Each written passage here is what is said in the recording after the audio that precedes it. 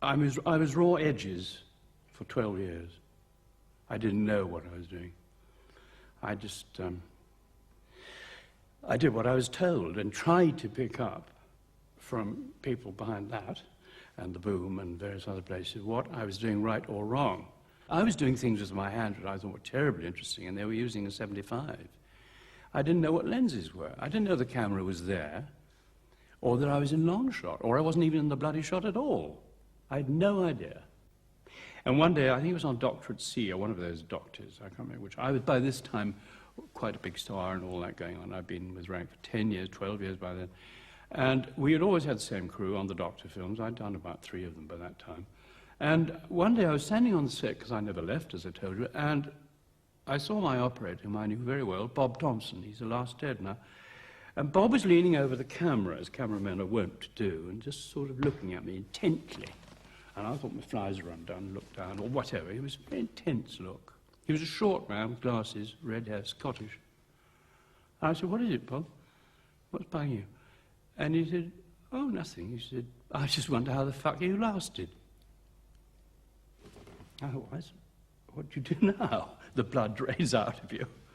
I thought, either you take a swing at him, or you walk off and stamp your feet, or you ask him to help you. And I did. So I said, "What don't I know?" And he said, "Nothing. You don't know a bloody thing. You don't know anything about the job, do you?" And I said, "No, I don't." He said, "Do you know how many frames go through?" And I said, "No, I don't." He said, "You know what an inky dink is?" "No, I don't." "Do you know what a 75 is?" "No." "Do you know what a 4 is?" "No." He said, "Well, you don't know, do you? You know what a boom is?" And on we went. And over, of course, behind the director's back, always, because they used to Twitter and say, "What are you saying to Bob?" And you know all that. I was taught by my crew.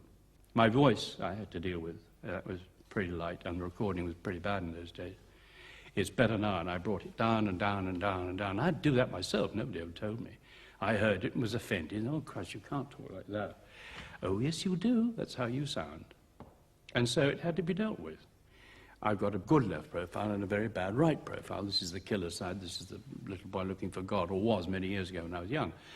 I was the Loretti Young of my day. I was only ever photographed on the left-hand profile, which is what you're doing this minute. The sets were built for it. Now, the directors were told that because I knew that that was the angle that was bad, and I spoke to the cameraman, and they said yes, and the lighting men said yes, but we used to call it "nigger you off." We can't use that phrase now, but I'm using it because it's an old-fashioned phrase, which meant by shadowing something, they could hide the worst. But those are the technical things you have to learn, and with sound, it was terribly important to learn from someone that you didn't close a door when you were saying the key word, or open a drawer and rustle newspaper, or whatever. And that if you were on location and you heard a motorcycle coming from Haywards Heath and you were in High Wycombe, your ears are so tuned you can hear 500 miles, that you could play that bike in so that they can cut it. But it won't be over anything you're doing or saying that matters. Do you follow what I mean? Well, if you're aware of all those things, no wonder you're half dead at the end of a day's shoot. You have to observe because you've got to see what people do. I mean, you're always representing some other person. I've never played myself in my life on the screen. So I've got to look at people and see how they do it. How do they pick up a cup? How are you left-handed? When you write a letter with your left hand, if you're a left-handed person, you have other imbalances as well, not just left-handing. So you've got to watch those things. And I've seen it myself, actually, even in intense grief and despair. I've caught my face in a mirror, and through the misery and the despair and probably the tears, I've often looked up and thought, "Oh God, that's what I do. That's how it happens. That's how you look." Part of that mechanism up there is still clicking over in the most obscene manner. I am still collecting and observing. We were at Pinewood. I had the star table, of course I would. I was, the king of Pinewood in those days. And Alan Ladd was over because things were folding in America, and he was doing a film called, I think it was called The Black Knight. And they used to sit at the table next to mine and send him up all the way through lunch, because he always came in a little bit late because he went to see his dailies at a different time to me. He came in and clattered down in his knight without armor thing, or whatever it was, chainmail. And they'd been saying really bloody things about him behind his back at this table. All his friends, I might say, all his mates, his stand-in, his double, his stunt double. And one of them said, watch this, and said, "Hi, Alan, what you do today, then?" And there was a dead silence at the table, and Alan just stood and looked at them. And he said, "I did a great look." I thought, that's it. If you can do one great look, you're halfway in. I must reiterate each time, because I never know where you're going to put the scissors on this deal, that this is my point of view. It does not apply to actors in general, because they have their own points of view. But with my point of view, I have never worked with a director I did not like. I have sometimes worked with a director I didn't terribly respect, but that's force majeure if you've got to do 3 films a year anyway, whether you like them or not. You can't be choosing. But from my point of view, it has to be like a marriage. More than a marriage, because their marriages aren't always love affairs. It has to be a love affair.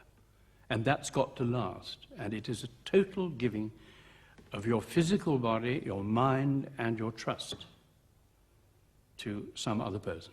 And it's very hard to find those people. But if you do find them, never let them go. It's not a carnal thing. You can have a love affair without carnality. It is a lot to do with respect, and respect for somebody's mind and intellect that is higher by far than one's own. I mean, as far as I know, Visconti was the greatest teacher and professor I've ever had in my life. I learned so much from Visconti and from people like him. I was able to hand it on to other people. But I mean, the fact that he and Losi and Cukor and Schlesinger, to a degree, all of them, René, nobody ever told me what to do. No one ever did that. None of my directors did. They would say what not to do. The only instructions ever that Visconti gave me on Death in Venice was one day, about 2/3 of the way through the shooting of the movie. And we were on the Grand Canal. It was noon, it was middle of lunchtime, hot, hot sun overhead. And I was in a little tiny motorboat going under the Rialto Bridge. And he was in the boat beside me with the camera crew. They were shooting side on.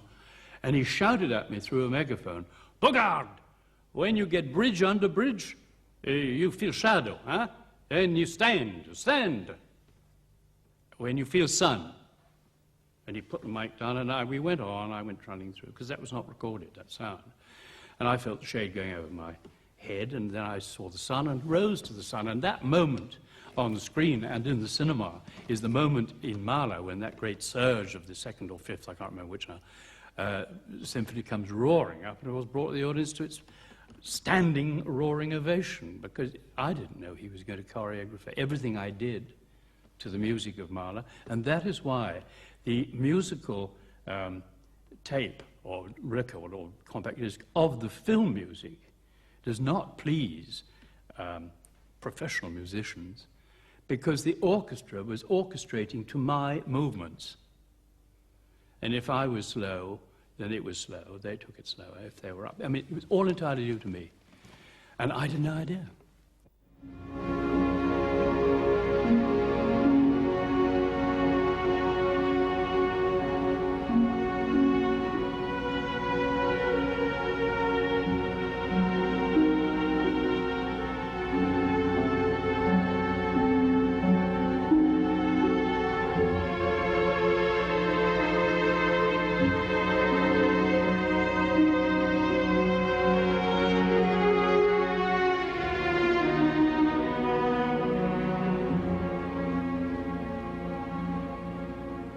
When I left with Death in Venice, I remember taking off those spectacles that I had to wear. I had no makeup. And I had my hair cut off, because I'd grown it quite long. I hate long hair. And I watched, while they were doing that in a little hut in the garden, we finished the film on location in Austria, and I watched them, the wardrobe lady wrapping everything up and putting them away. And that was von Eschenberg. I had 3 suits, and she wasn't hanging them on a hanger for tomorrow. They were being rolled into a bundle, like for Oxfam. That was the end of him. And his high-button boots I saw slung in there. I thought, well, good riddance to those anyway. He'd gone. Like all love affairs that finish, they all have to. Intense, burning ones do. It's a form of desolation at the end, of course it is. And that's possibly partly why one behaved so stupidly. I mean, I wept all the way home. I cried and blubbed all the way home in the car from location when we finished accident, when I knew that Stephen had gone, because although I was still manufacturing the person in my body, he was still around. I was still wearing his clothes. I was driving home. But nobody wanted him.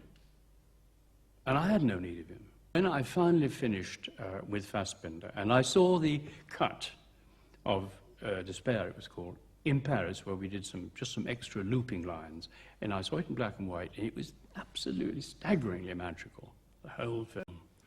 It was quite long. It was nearly 3.5 hours. And when I saw it in Cannes, the lighting cameraman came running towards me on the Carlton Hotel terrace and said, "Don't come to the press show, I beg you. Fassbinder's up in his room. He's not going to do anything. He's completely stupid. And he's ruined the film. He's cut everything to pieces." And he looked at Andrea Ferriol, who was my partner in it, and he said to Andrea, "And you don't exist. Vous n'existez pas." Well, when we saw it, we had to go out of duty to the press. I mean, it was a terrific thing, a Fassbinder first night. And the first time he'd ever worked with professional actors, Andrea and me. I made him come down. He came down, and he behaved appallingly and looked so stupid. I'm saying these things about a man I absolutely revered. And he's dead now, so I can say it. I wouldn't